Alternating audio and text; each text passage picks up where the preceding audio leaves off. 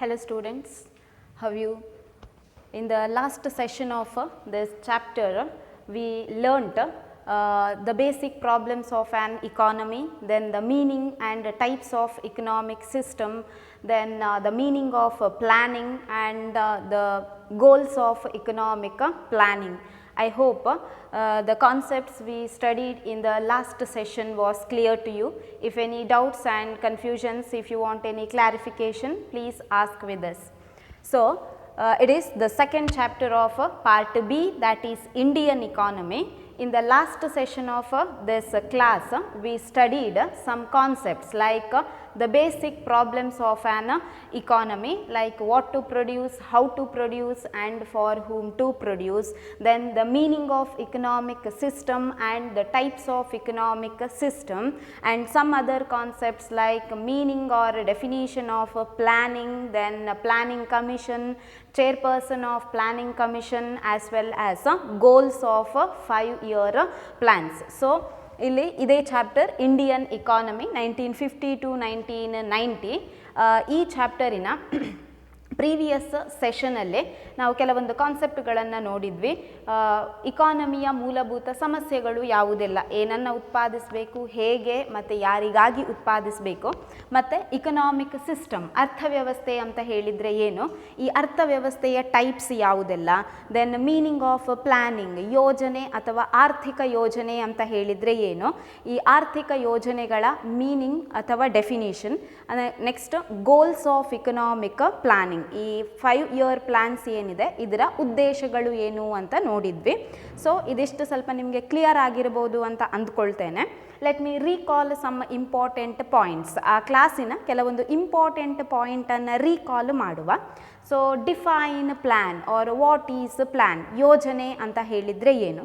Here plan refers to a document which shows how the resources of a nation should be put to use. ಒಂದು ದೇಶದಲ್ಲಿರುವಂಥ ಸಂಪನ್ಮೂಲಗಳನ್ನು ಯಾವ ರೀತಿ ಸರಿಯಾಗಿ ಬಳಸಿಕೊಳ್ಳಬಹುದು ಅಂತ ತೋರಿಸುವುದನ್ನು ಪ್ಲ್ಯಾನ್ ಅಂತ ಹೇಳುವಂಥದ್ದು. To formulate plan, Planning Commission was set up in 1950. Prime Minister, the chairperson of Planning Commission. ಇಲ್ಲಿ ಈ ಯೋಜನೆಗಳನ್ನು ಜಾರಿಗೆ ತರಲಿಕ್ಕೆ ಪ್ಲಾನಿಂಗ್ ಕಮಿಷನ್, ಯೋಜನಾ ಆಯೋಗ ಅಂತ ಇಂಟ್ರೊಡ್ಯೂಸ್ ಆಗ್ತದೆ. ಸೊ ಪ್ರೈಮ್ ಮಿನಿಸ್ಟರ್, ಪ್ರಧಾನಮಂತ್ರಿಗಳು ಯೋಜನಾ ಆಯೋಗದ ಅಧ್ಯಕ್ಷರು ಆಗಿರುವಂಥದ್ದು. Mainly there are 4 goals of 5-year plans, which are they? First one is growth, ಬೆಳವಣಿಗೆ, ಮಾಡರ್ನೈಸೇಷನ್, ಆಧುನೀಕರಣ, ಸೆಲ್ಫ್ ರಿಲಯನ್ಸ್, ಸ್ವಾವಲಂಬನೆ, ಈಕ್ವಿಟಿ, ಸಮಾನತೆ. ಸೊ ಇದಿಷ್ಟು ನಾವು ಲಾಸ್ಟ್ ಕ್ಲಾಸಲ್ಲಿ ನೋಡಿರುವಂಥದ್ದು. Today we are going to study what are the changes made in agricultural sector. ಇಲ್ಲಿ ಕೃಷಿ ಕ್ಷೇತ್ರದಲ್ಲಿ ಏನೆಲ್ಲ ಬದಲಾವಣೆಗಳು ಆಯಿತು ಬಿಟ್ವೀನ್ 1950 to 1990. 1950ಇಂದ 1990 ಮಿಡ್ಲಲ್ಲಿ ಕೃಷಿ ಕ್ಷೇತ್ರದಲ್ಲಿ ಏನು ಚೇಂಜಸ್ ಆಯಿತು ಅದನ್ನು ನಾವಿಲ್ಲಿ ನೋಡಲಿಕ್ಕೆ ಇರುವಂಥದ್ದು. So some of these concepts you learnt in your high school classes or somewhere you heard about this concept. ಇಲ್ಲಿರುವಂಥ ಕೆಲವು ಕಾನ್ಸೆಪ್ಟ್ಗಳು ನೀವು ಹೈಸ್ಕೂಲ್ಗಳಲ್ಲಿ ನೋಡಿರ್ತೀರಿ, ಓದಿರ್ತೀರಿ, ಅಥವಾ ಎಲ್ಲಿಯಾದರೂ ಕೆಲವು ಕಡೆ ಈ ಕಾನ್ಸೆಪ್ಟ್ಗಳ ಬಗ್ಗೆ ಕೇಳಿರ್ತೀರಿ. So first one, that is land reforms or ಭೂ ಸುಧಾರಣೆಗಳು. Then what is land reform? ಹಾಗಾದರೆ ಭೂ ಸುಧಾರಣೆ ಅಂತ ಹೇಳಿದರೆ ಏನು? Here land reforms refers to change in the ownership of land holdings. Here land holding means nothing but land. Land reform means change in the ownership of land holdings. ಇಲ್ಲಿ ಭೂಮಿಯ ಮಾಲಕತ್ವದಲ್ಲಿ ಅಥವಾ ಭೂಮಿಯ ಒಡೆತನದಲ್ಲಿ ಬದಲಾವಣೆಯನ್ನು ತರುವಂಥದ್ದಕ್ಕೆ ಲ್ಯಾಂಡ್ ರಿಫಾರ್ಮ್ ಅಥವಾ ಭೂ ಸುಧಾರಣೆ ಅಂತ ಹೇಳುವಂಥದ್ದು. So it is 1 mark question. What is land reform? It refers to change in the ownership of land holdings. ಭೂಮಿಯ ಮಾಲಕತ್ವದಲ್ಲಿ ಬದಲಾವಣೆಯನ್ನು ತರುವಂಥದ್ದನ್ನು ಲ್ಯಾಂಡ್ ರಿಫಾರ್ಮ್ ಅಂತ ಹೇಳುವಂಥದ್ದು. Then why these land reforms were introduced? What are the reasons behind the introduction of land reforms? What are the needs of the introduction of land reform? ಹಾಗಾದರೆ ಈ ಭೂ ಸುಧಾರಣೆ ಅಂತ ಹೇಳುವಂಥದ್ದು ಏನಕ್ಕೆ ಇಂಟ್ರೊಡ್ಯೂಸ್ ಆಯಿತು, ಇದರ ಹಿಂದಿರುವಂಥ ಕಾರಣಗಳು ಏನು? Let me tell you one by one. First one, to abolish intermediaries, ಇಲ್ಲಿ ಮಧ್ಯವರ್ತಿಗಳನ್ನು ನಿರ್ಮೂಲನೆ ಮಾಡಲಿಕ್ಕೋಸ್ಕರ. In India at the time of independence there existed a large number of intermediaries like zamindars, jagirdars, etc., who collect a large portion of income in the form of rent from the cultivators and deposit a part of it to the government in the form of land revenue. This demotivated the cultivators to produce more.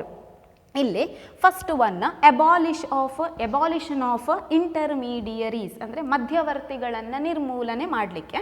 So ಸ್ವಾತಂತ್ರ್ಯ ಸಿಕ್ಕಿದ ಟೈಮಲ್ಲಿ ಈ ಕೃಷಿ ಕ್ಷೇತ್ರದಲ್ಲಿ ಜಮೀನ್ದಾರರಿರ್ಬೋದು, ಜಾಗೀರುದಾರರಿರ್ಬೋದು, ಈ ಥರ ಮಧ್ಯವರ್ತಿಗಳು ಇದ್ದಂಥದ್ದು. ಇಲ್ಲಿ ರೈತರಿಂದ ಅವರು ಬೆಳೆದಂತಹ ಬೆಳೆಯ ಬಹುಪಾಲನ್ನು ಗೇಣಿಯ ರೂಪದಲ್ಲೇ ತಾವು ಕಲೆಕ್ಟ್ ಮಾಡಿಕೊಂಡು ಅದರಲ್ಲಿ ಸ್ವಲ್ಪವೇ ಸರ್ಕಾರಕ್ಕೆ ರೆವಿನ್ಯೂ ಕಂದಾಯದ ರೂಪದಲ್ಲಿ ಕಟ್ಟಿಬಿಟ್ಟು ಉಳಿದದ್ದನ್ನು ತಾವೇ ಇಟ್ಟುಕೊಳ್ಳಿಕ್ಕೆ ಶುರು ಮಾಡಿದರು. So this demotivated the cultivators to produce more. ಇದು ರೈತರನ್ನು ಜಾಸ್ತಿ ವಸ್ತುಗಳನ್ನು ಪ್ರೊಡ್ಯೂಸ್ ಮಾಡದೇ ಇರುವ ಹಾಗೆ ಮಾಡಿತ್ತು. So in order to abolish intermediaries land reforms were introduced. ಹೀಗಾಗಿ ಈ ಮಧ್ಯವರ್ತಿಗಳ ಹಾವಳಿಯನ್ನು ಕಡಿಮೆ ಮಾಡಬೇಕು ಅಂತ ಹೇಳುವ ಉದ್ದೇಶದಿಂದ ಭೂ ಸುಧಾರಣೆ ಜಾರಿಗೆ ಬಂದಂಥದ್ದು. Another one, low agriculture production. During those days, agriculture production was very low. This low agriculture production forced India to import food grain products from other countries, especially from America. So, in order to reduce the dependence on food grains on other countries, land reforms were introduced. ಇನ್ನೊಂದು ಕಾರಣ low agriculture production, ಕೃಷಿ ಕ್ಷೇತ್ರದಲ್ಲಿ ಆಗ್ತಾ ಇದ್ದಂಥ ಕಡಿಮೆ ಉತ್ಪಾದನೆ. ಇಲ್ಲಿ ಕೃಷಿಯಲ್ಲಿ ಕಡಿಮೆ ಉತ್ಪಾದನೆ ಆಗ್ತಾ ಇದ್ದ ಕಾರಣದಿಂದ ಭಾರತ ಅನಿವಾರ್ಯವಾಗಿ ಆಹಾರ ಧಾನ್ಯಗಳಿಗೋಸ್ಕರ ಅಥವಾ ಫುಡ್ ಐಟಮ್ಸಿಗೋಸ್ಕರ ಬೇರೆ ರಾಷ್ಟ್ರವನ್ನು ಡಿಪೆಂಡ್ ಆಗಬೇಕಾಯಿತು. ಅದರಲ್ಲೂ ಎಸ್ಪೆಷಲಿ ಅಮೇರಿಕಾದಿಂದ ಫುಡ್ ಐಟಮನ್ನು ಇಂಡಿಯಾ ಇಂಪೋರ್ಟ್ ಮಾಡಲಿಕ್ಕೆ ಶುರು ಮಾಡಿತ್ತು. ಸೊ ಹೀಗಾಗಿ ನಾವು ಬೇರೆ ದೇಶದ ಮೇಲೆ ಫುಡ್ ಐಟಮ್ಸ್ಗಳಿಗೆ ಡಿಪೆಂಡ್ ಆಗುವುದನ್ನು reduce ಮಾಡಲಿಕ್ಕೋಸ್ಕರ land reforms were introduced. So in order to reduce the dependence on dependence on food grain products, here land reforms introduced. Then the next, to bring equality in agriculture. So in order to bring equality in agriculture, which means in order to reduce inequalities between tiller and land owner, here land reforms were introduced. ಅಂದರೆ ಕೃಷಿ ಕ್ಷೇತ್ರದಲ್ಲಿ ಸಮಾನತೆಯನ್ನು ತರಲಿಕ್ಕೆ ಬೇಕಾಗಿ, ಅಂದರೆ ಭೂಮಿಯಲ್ಲಿ ಕೆಲಸ ಮಾಡುವವ ಮತ್ತು ಆ ಭೂಮಿಯ ಒಡೆಯನ ನಡುವೆ ಈಕ್ವಾಲಿಟಿ ಸಮಾನತೆಯನ್ನು ತರುವ ಉದ್ದೇಶವನ್ನು ಇಟ್ಟುಕೊಂಡು ಕೂಡ ಲ್ಯಾಂಡ್ ರಿಫಾರ್ಮ್ ಇಂಟ್ರೊಡ್ಯೂಸ್ ಆದಂಥದ್ದು. So these are some of the reasons behind the introduction of land reforms. ಇಲ್ಲಿ ಭೂ ಸುಧಾರಣೆ ಇಂಟ್ರೊಡ್ಯೂಸ್ ಆಗಲಿಕ್ಕೆ ಇದು ಕೆಲವು reasons. In order to abolish intermediaries, ಜಮೀನ್ದಾರರು ಜಾಗೀರುದಾರರು ಹೇಳುವಂಥ ಮಧ್ಯವರ್ತಿಗಳನ್ನು ನಿರ್ಮೂಲನೆ ಮಾಡಲಿಕ್ಕೆ ಬೇಕಾಗಿ. ನೆಕ್ಸ್ಟ್ ಲೋ ಅಗ್ರಿಕಲ್ಚರ್ ಪ್ರೊಡಕ್ಷನ್, ಕೃಷಿ ಕ್ಷೇತ್ರದಲ್ಲಿ ಆಗ್ತಾ ಇದ್ದಂಥ ಕಡಿಮೆ ಉತ್ಪಾದನೆ. Next bring equality in agriculture, ಕೃಷಿ ಕ್ಷೇತ್ರದಲ್ಲಿ ಸಮಾನತೆಯನ್ನು ತರುವ ಉದ್ದೇಶವನ್ನು ಇಟ್ಟುಕೊಂಡು ಲ್ಯಾಂಡ್ ರಿಫಾರ್ಮ್ ಇಂಡಿಯಾದಲ್ಲಿ ಇಂಟ್ರೊಡ್ಯೂಸ್ ಆದಂಥದ್ದು. Next one, types of land reforms. In India, land reforms were introduced in different forms or in different types. ಇಲ್ಲಿ ಭೂ ಸುಧಾರಣೆ ಹೇಳುವಂಥದ್ದು ಭಾರತದಲ್ಲಿ ಬೇರೆ ಬೇರೆ ವಿಧದಲ್ಲಿ ಅಥವಾ ಬೇರೆ ಬೇರೆ ರೀತಿಯಲ್ಲಿ ಇಂಟ್ರೊಡ್ಯೂಸ್ ಆಯಿತು. So which are those types or kinds of land reforms, ಹೇಗೆಲ್ಲ ಲ್ಯಾಂಡ್ ರಿಫಾರ್ಮ್ ಇಂಟ್ರೊಡ್ಯೂಸ್ ಆಯಿತು ಅಂತ ನೋಡುವ. First, by abolishing intermediaries. ಒಂದು ಪಾಯಿಂಟ್, ಮಧ್ಯವರ್ತಿಗಳನ್ನು ನಿರ್ಮೂಲನೆ ಮಾಡುವ ಮೂಲಕ.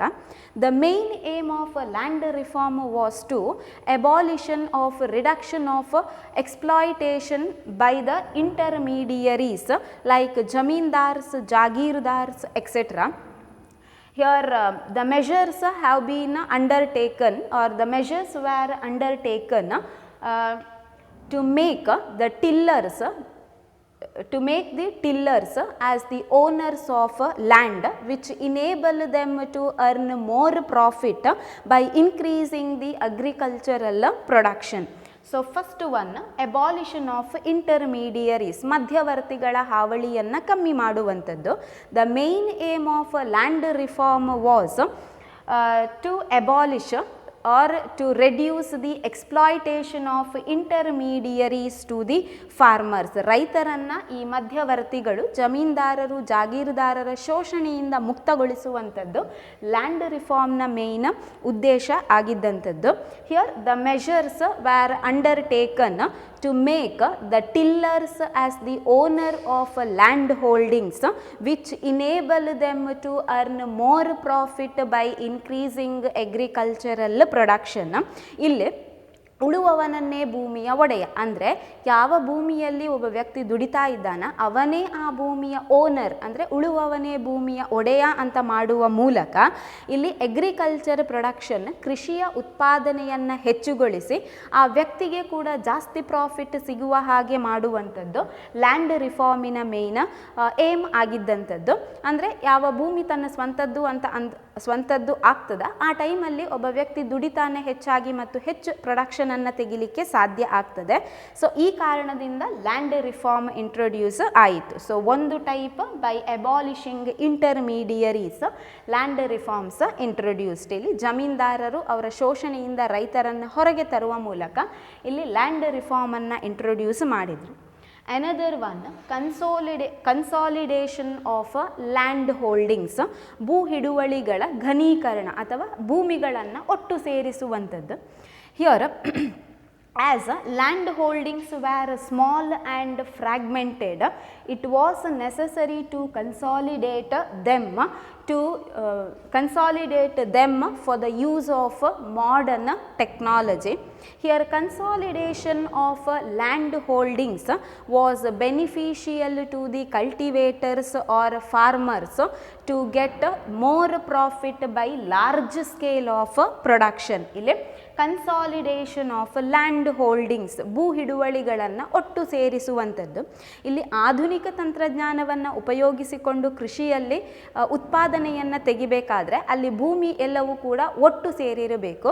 ಆದರೆ ಮುಂಚೆ ಭೂಮಿಗಳೆಲ್ಲ ಸ್ಮಾಲ್ ಆ್ಯಂಡ್ ಫ್ರಾಗ್ಮೆಂಟೆಡ್, ಸಣ್ಣ ಸಣ್ಣ ತುಂಡುಗಳಾಗಿ ಮತ್ತು ಅಲ್ಲಲ್ಲಿ ಚದುರಿದ ಭೂಮಿಗಳಾಗಿ ಡಿವೈಡ್ ಆಗಿ ಇದ್ದಂಥದ್ದು. But in order to use modern technology, consolidation of land holding was essential. ಆದರೆ ಆಧುನಿಕ ತಂತ್ರಜ್ಞಾನವನ್ನು ಬಳಸಿಕೊಂಡು ಕೃಷಿಯನ್ನು ಮಾಡಬೇಕಾದ್ರೆ ಅಲ್ಲಿ ಭೂಮಿಯ ಹಿಡುವಳಿಗಳನ್ನು ಒಟ್ಟು ಸೇರಿಸುವಂಥದ್ದು ಅನಿವಾರ್ಯ ಆಗಿತ್ತು. So consolidation of land holdings enable the cultivators or farmers to get more profit by large scale of production. ಇಲ್ಲಿ ಅಧಿಕ ಸಂಖ್ಯೆಯ ಉತ್ಪಾದನೆಯನ್ನು ಮಾಡಿ ಜಾಸ್ತಿ ಪ್ರಾಫಿಟನ್ನು ಪಡಿಬೇಕಾದ್ರೆ ಇಲ್ಲಿ ರೈತರಿಗೆ ಅಥವಾ ಕಲ್ಟಿವೇಟರ್ಗಳಿಗೆ ಎಲ್ಲ ಭೂಮಿಗಳನ್ನು ಕನ್ಸಾಲಿಡೇಟ್ ಅಥವಾ ಒಟ್ಟು ಸೇರಿಸುವಂಥದ್ದು ಅವಶ್ಯಕ ಆಗಿತ್ತು. ಹೀಗಾಗಿ ಸಣ್ಣ ಸಣ್ಣ ಪೀಸ್ಗಳಾಗಿ ಅಥವಾ ಅಲ್ಲಲ್ಲಿ ಚದುರಿದ ರೀತಿಯಲ್ಲಿದ್ದಂಥ ಭೂಮಿಗಳನ್ನು ಒಟ್ಟು ಸೇರಿಸಿ ಹೆಚ್ಚು ಉತ್ಪಾದನೆಯನ್ನು ಮಾಡಬೇಕು ಅಂತ ಆದರೆ ಇಲ್ಲಿ ಭೂಮಿ ಅಥವಾ ಭೂಮಿಗಳು ಏನು ಸಣ್ಣ ಸಣ್ಣ ಪಾರ್ಟ್ಗಳಾಗಿ ಡಿವೈಡ್ ಆಗಿತ್ತು, ಇದನ್ನು ಒಟ್ಟು ಸೇರಿಸುವಂಥದ್ದು ಅನಿವಾರ್ಯ ಆಗಿತ್ತು. So consolidation of land holdings, as land holdings were small and fragmented, it was necessary to consolidate them for the use of modern technology. ಆಧುನಿಕ ತಂತ್ರಜ್ಞಾನವನ್ನು ಬಳಸಿ ಕೃಷಿ ಮಾಡಬೇಕಾದ್ರೆ ಸಣ್ಣ ಸಣ್ಣ ತುಂಡುಗಳಾಗಿ ಚದುರಿ ಹೋಗಿದ್ದ ಭೂಮಿಗಳು ಒಟ್ಟು ಸೇರಿಸುವಂಥದ್ದು ಅನಿವಾರ್ಯ ಆಗಿತ್ತು. Consolidation of land holdings enable the farmers or cultivators to earn more profit by large scale of production. ಅಧಿಕ ಸಂಖ್ಯೆಯಲ್ಲಿ ಉತ್ಪಾದನೆಯನ್ನು ಮಾಡಿ ಜಾಸ್ತಿ ಪ್ರಾಫಿಟನ್ನು ಪಡಿಬೇಕಾದ್ರೆ ಈ ಭೂಮಿಗಳ ಅಥವಾ ಭೂ ಹಿಡುವಳಿಗಳ ಘನೀಕರಣ ಅಂತ ಹೇಳುವಂಥದ್ದು ಇಂಪಾರ್ಟೆಂಟ್ ಆಗಿತ್ತು. So consolidation of land holdings, ಭೂಮಿಗಳನ್ನು ಒಟ್ಟು ಸೇರಿಸುವ ಮೂಲಕ ಪ್ರೊಡಕ್ಷನನ್ನು ತೆಗೆಯುವಂಥದ್ದು. ನೆಕ್ಸ್ಟ್ ಒನ್, ಲ್ಯಾಂಡ್ ಸೀಲಿಂಗ್, ಭೂ ಹಿಡುವಳಿಯ ಗರಿಷ್ಠ ಮಿತಿಯ ನಿರ್ಧಾರ. Then what is land ceiling, ಏನು ಭೂ ಹಿಡುವಳಿಯ ಗರಿಷ್ಠ ಮಿತಿ ಅಂತ ಹೇಳಿದರೆ, here land ceiling refers to the fixing of maximum amount of land to an individual. It is nothing but fixing of maximum amount of land holding to an individual. ಅಂದರೆ ಒಬ್ಬ ವ್ಯಕ್ತಿ ಇಂತಿಷ್ಟೇ ಭೂಮಿಯನ್ನು ಹೊಂದಿರಬೇಕು ಅಂತ ಹೇಳಿ ಗರಿಷ್ಠ ಮಿತಿಯನ್ನು ನಿರ್ಧಾರ ಮಾಡುವಂಥದ್ದು. ಅದಕ್ಕಿಂತ ಜಾಸ್ತಿ ಆ ವ್ಯಕ್ತಿ ಭೂಮಿಯನ್ನು ಹೊಂದಲಿಕ್ಕೆ ಇಲ್ಲ. It is land ceiling, fixing maximum amount of land holding to an individual. ಒಬ್ಬ ವ್ಯಕ್ತಿ ಇಂತಿಷ್ಟೇ ಭೂಮಿಯನ್ನು ಹೊಂದಿರಬೇಕು ಅಂತ ಗರಿಷ್ಠ ಮಿತಿಯನ್ನು ನಿರ್ಧಾರ ಮಾಡುವಂಥದ್ದು. Here the main aim of land ceiling is reducing the concentration of the ownership of land holdings by few hands. ಈ ಲ್ಯಾಂಡ್ ಸೀಲಿಂಗ್ ಅಂದರೆ ಒಬ್ಬನಿಗೆ ಇಷ್ಟೇ ಭೂಮಿ ಅಂತ ಹೇಳಿ ಏನಕ್ಕೆ ಮಿತಿಯನ್ನು ಮಾಡಿದ್ರು ಕೇಳಿದರೆ, to reduce the concentration of ownership of land by few hands. ಅಂದರೆ ಕೆಲವು ಜನರ ಕೈಯಲ್ಲಿ ಭೂಮಿಯ ಒಡೆತನ ಇರುವುದನ್ನು ಕಡಿಮೆ ಮಾಡಲಿಕ್ಕೆ ಬೇಕಾಗಿ ಈ ಲ್ಯಾಂಡ್ ಸೀಲಿಂಗನ್ನು ಇಂಟ್ರೊಡ್ಯೂಸ್ ಮಾಡಿದಂಥದ್ದು. So land ceiling refers to fixing the maximum amount of land to an individual. The main aim of the introduction of land ceiling was to reduce the main aim of land ceiling was to reduce the concentration of the ownership of land holdings by few hands. ಅಂದರೆ ಕೆಲವು ಜನರ ಕೈಯಲ್ಲಿ ಹೆಚ್ಚು ಭೂಮಿ ಇರುವಂಥದ್ದನ್ನು ಕಡಿಮೆ ಮಾಡಲಿಕ್ಕೆ ಬೇಕಾಗಿ land ceiling introduce ಆದಂಥದ್ದು. These are the types of land reforms. Means in these forms land reform introduced. ಈ ರೀತಿಯಲ್ಲಿ ಲ್ಯಾಂಡ್ ರಿಫಾರ್ಮನ್ನು ಬೇರೆ ಬೇರೆ ಥರದಲ್ಲಿ ಇಂಟ್ರೊಡ್ಯೂಸ್ ಮಾಡಿದ್ದು. ಒಂದು ಎಬಾಲಿಷನ್ ಆಫ್ ಇಂಟರ್ಮೀಡಿಯರೀಸ್, ಜಮೀನ್ದಾರರ ಹಾವಳಿಯಿಂದ ರೈತರನ್ನು ಹೊರಗೆ ತರುವಂಥದ್ದು. By making tiller the owner of land holding, ಉಳುವವನೇ ಭೂಮಿಯ ಒಡೆಯ ಅಂತ ಹೇಳುವ ಮೂಲಕ ಇಲ್ಲಿ ಲ್ಯಾಂಡ್ ರಿಫಾರ್ಮ್ ಇಂಟ್ರೊಡ್ಯೂಸ್ ಆದ್ದು. Consolidation of land holdings, small fragmented land holdings ಏನಿತ್ತು ಅದನ್ನು ಒಟ್ಟು ಸೇರಿಸಿ ಅಲ್ಲಿಂದ ಪ್ರೊಡಕ್ಷನನ್ನು ತೆಗೆಯುವ ಮೂಲಕ. Then land ceiling, fixing maximum amount of land to an individual. ಒಬ್ಬ ವ್ಯಕ್ತಿಗೆ ಇಷ್ಟೇ ಭೂಮಿ ಇರಬೇಕು ಅಂತ ಹೇಳಿ ಒಂದು ಗರಿಷ್ಠ ಮಿತಿಯನ್ನು ನಿರ್ಧಾರ ಮಾಡುವ ಮೂಲಕ ಇಲ್ಲಿ ಲ್ಯಾಂಡ್ ರಿಫಾರ್ಮ್ ಇಂಟ್ರೊಡ್ಯೂಸ್ ಆದಂಥದ್ದು. Next effects of land reforms. So ಈ ಲ್ಯಾಂಡ್ ರಿಫಾರ್ಮ್ ಇಂಟ್ರೊಡ್ಯೂಸ್ ಆದದ್ರ ಪರಿಣಾಮ ಏನಾಯಿತು? What were the changes made by the introduction of land reforms? ಈ ಭೂ ಸುಧಾರಣೆ ಜಾರಿಗೆ ಬಂದ ನಂತರ ಏನು ಬದಲಾವಣೆ ಆಯಿತು ಇದನ್ನು ಇಫೆಕ್ಟಲ್ಲಿ ನೋಡುವ. So first one, due to the abolition of intermediaries, nearly 200 lakh tenants came direct contact with the government. ಇಲ್ಲಿ ಇಂಟರ್ಮೀಡಿಯರೀಸ್, ಮಧ್ಯವರ್ತಿಗಳನ್ನೆಲ್ಲ ನಿರ್ಮೂಲನೆ ಮಾಡಿದ ಕಾರಣದಿಂದ nearly 200 lakh tenants came direct contact with the government. ಇಲ್ಲಿ ಮಧ್ಯವರ್ತಿಗಳ ನಿರ್ಮೂಲನೆ ಆದ ಕಾರಣದಿಂದಾಗಿ ಟೆನೆಂಟ್ಸ್ ಅಂದರೆ ರೈತರು, ಇಲ್ಲಿ ಕೃಷಿಕರಿರ್ಬೋದು, ಸುಮಾರು 200 ಲಕ್ಷ ರೈತರು ಅಥವಾ ಟೆನೆಂಟ್ಸ್ ಸರ್ಕಾರದ ಡೈರೆಕ್ಟ್ ಕಾಂಟ್ಯಾಕ್ಟಿಗೆ ಬಂದರು.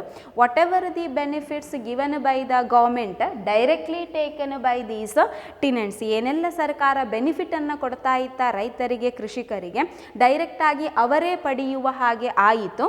Because of the abolition of intermediaries, ಈ ಜಮೀನ್ದಾರರನ್ನೆಲ್ಲ ನಿರ್ಮೂಲನೆ ಮಾಡಿದ ಕಾರಣದಿಂದ ಡೈರೆಕ್ಟ್ ಕಾಂಟ್ಯಾಕ್ಟ್ ಗೌರ್ಮೆಂಟಿಗೆ ಬರಲಿಕ್ಕೆ ಆಯಿತು ಸುಮಾರು 200 ಲಕ್ಷ ಟೆನೆಂಟ್ಸ್ ಅಥವಾ ರೈತರಿಗೆ.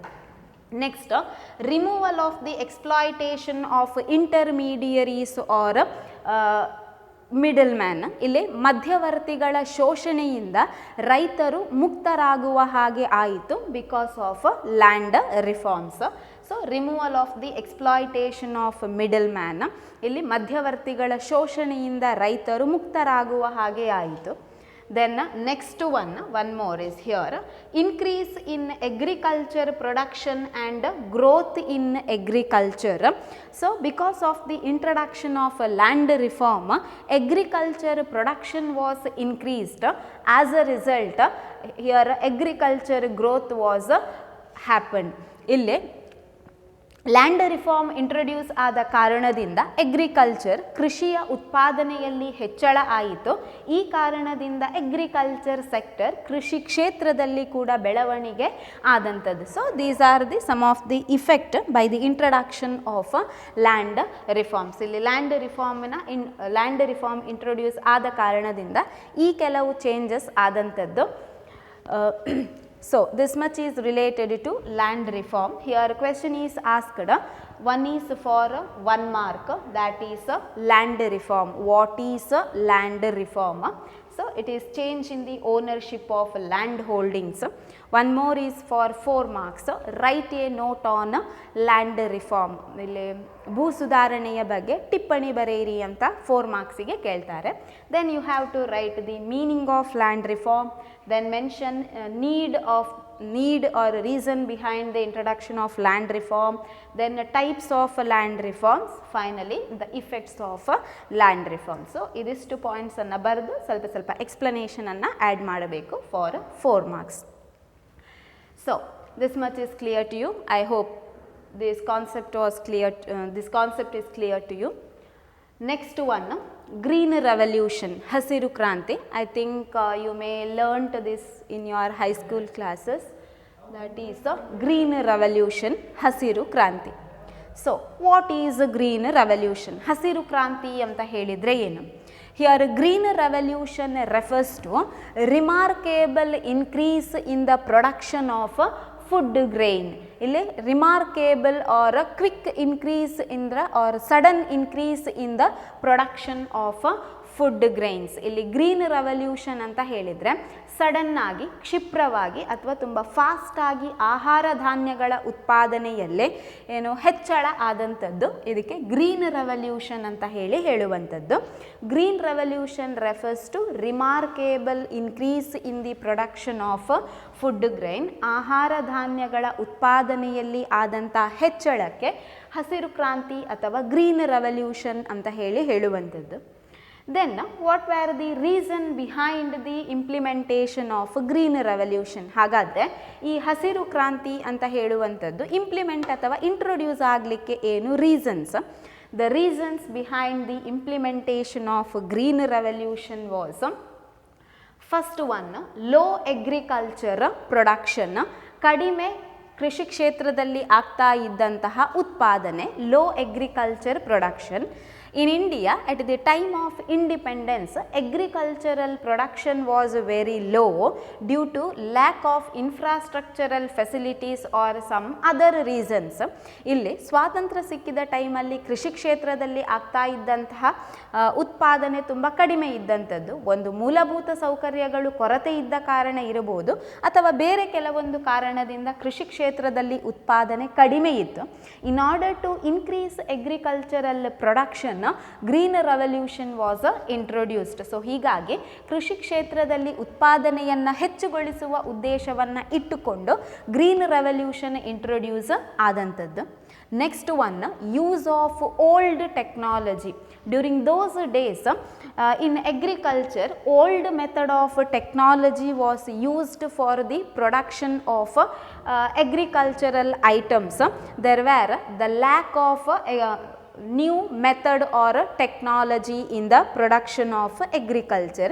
ಇಲ್ಲಿ ತುಂಬ ಹಿಂದಿನ ಕಾಲದಲ್ಲಿ ಓಲ್ಡ್ ಡೇಸಲ್ಲಿ olden or during at the time of independence agriculture ಕೃಷಿ ಕ್ಷೇತ್ರದಲ್ಲಿ ತುಂಬ ಹಳೆಯ ಕಾಲದ ತಂತ್ರಜ್ಞಾನವನ್ನು ಉಪಯೋಗಿಸ್ತಾ ಇದ್ದಂಥದ್ದು. ಈಗಿನ ಮಾಡರ್ನ್ ಟೆಕ್ನಾಲಜಿ ಹೊಸ ಮೆಷಿನರಿಗಳನ್ನೆಲ್ಲ ಆಗ ಯೂಸ್ ಮಾಡ್ತಾ ಇರಲಿಲ್ಲ. In order to adopt new technology in the field of agriculture, here green revolution was introduced. ಇಲ್ಲಿ ಹೊಸ ತಂತ್ರಜ್ಞಾನಗಳನ್ನು ಕೃಷಿ ಕ್ಷೇತ್ರದಲ್ಲಿ ಬಳಕೆ ಮಾಡಿಕೊಳ್ಳಬೇಕು ಅಂತ ಹೇಳುವ ಉದ್ದೇಶವನ್ನು ಇಟ್ಟುಕೊಂಡು green revolution introduce ಆದಂಥದ್ದು.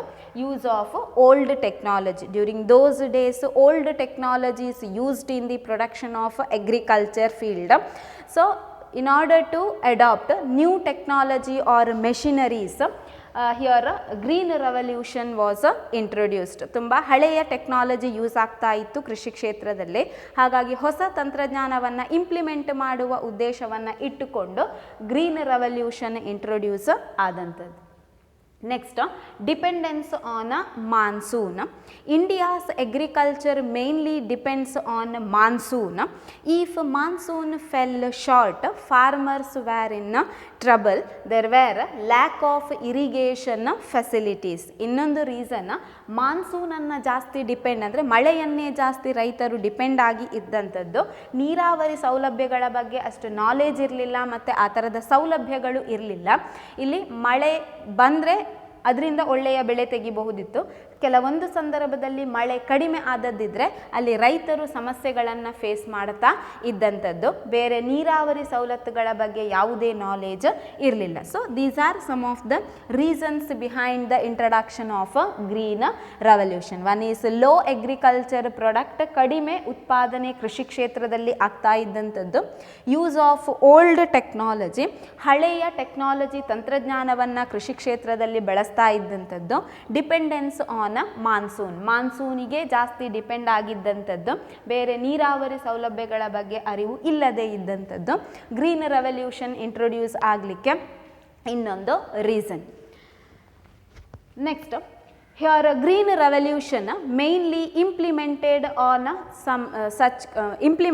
on some crops like wheat and paddy by using high yielding variety seeds. ಇಲ್ಲಿ ಮೇಯ್ನ್ ಆಗಿ ಗ್ರೀನ್ ರೆವಲ್ಯೂಷನ್ ಮುಂಚೆ ಇಂಟ್ರೊಡ್ಯೂಸ್ ಅಥವಾ ಇಂಪ್ಲಿಮೆಂಟ್ ಆದಂಥದ್ದು ಭತ್ತ ಮತ್ತು ಗೋಧಿಯ ಬೆಳೆಗಳ ಮೇಲೆ.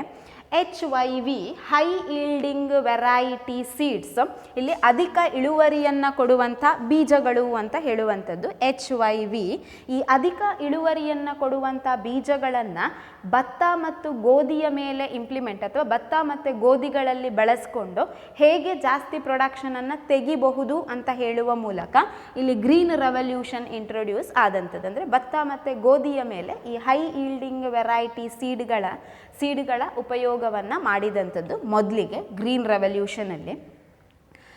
Mainly here green revolution introduced in 2 phases. ಮುಖ್ಯವಾಗಿ ಹಸಿರು ಕ್ರಾಂತಿಯನ್ನು 2 ಹಂತದಲ್ಲಿ ಇಂಪ್ಲಿಮೆಂಟ್ ಮಾಡಿದಂಥದ್ದು. They are first phase of green revolution, second phase of green revolution. ಇಲ್ಲಿ ಹಸಿರು ಕ್ರಾಂತಿಯನ್ನು 2 ಹಂತದಲ್ಲಿ ಇಂಟ್ರೊಡ್ಯೂಸ್ ಮಾಡಿದ್ದು. First phase of green revolution, ಮೊದಲ ಹಂತದ ಹಸಿರು ಕ್ರಾಂತಿ, it is between the period of middle of 1960s to middle of 1970s. 1960ರ ಮಧ್ಯಭಾಗದಿಂದ 1970ರ ಮಧ್ಯಭಾಗದವರೆಗೆ first phase of green revolution ಇದ್ದಂಥದ್ದು. Next second phase of green revolution, it is between middle of 1970 and middle of 1980.